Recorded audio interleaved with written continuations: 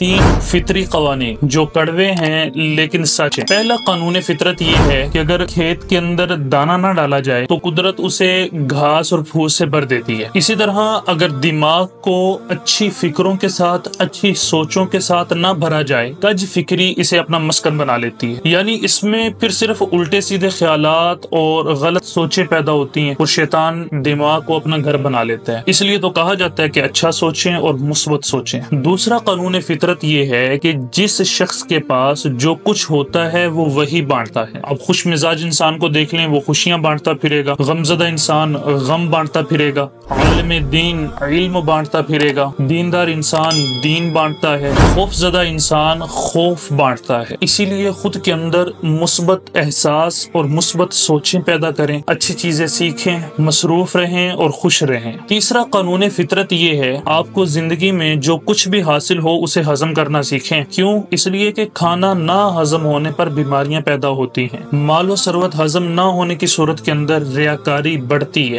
بات ہضم نہ ہونے کی صورت میں چغلی اور غیبت کی عادت بڑھتی ہے، تعریف ہضم نہ ہونے کی صورت میں غرور میں اضافہ ہوتا ہے، اور غم ہضم نہ ہونے کی صورت میں مایوسی میں اضافہ ہوتا ہے۔ اپنی زندگی کو آسان بنائیں، ایک بامقصد اور بااخلاق زندگی گزاریں، لوگوں کے لیے آسانیاں پیدا کریں، اللہ آپ کے لیے آسانیاں پیدا کرے گا۔